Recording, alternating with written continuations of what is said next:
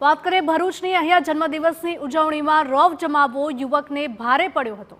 અંકલેશ્વરમાં તલવારથી કેક કાપતા યુવકની ધરપકડ કરવામાં આવી। તલવાર સાથે રાખીને યુવકે જન્મદિવસની ઉજવણી કરી હતી। તલવાર વડે કેક કાપતા યુવકનો વિડીયો સોશિયલ મીડિયામાં વાયરલ થયો હતો। વિડીયો વાયરલ થયા બાદ પોલીસ દ્વારા આ કાર્યવાહી કરવામાં આવી।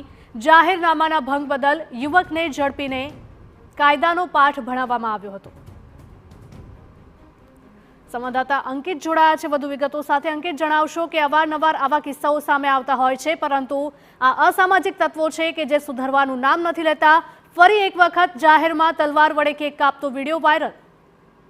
જી બિલકુલ, પોલીસ તંત્ર દ્વારા છેલ્લા કેટલાક દિવસથી કડકાઈથી કામ કરવામાં આવી રહ્યું છે, છતાં પણ લોકો કાયદાને કોઈ પણ પ્રકારનું પાલન કરવા માટે તેમની ગંભીરતા દેખાતી નથી અને આવા કિસ્સાઓ સામે આવતા હોય છે।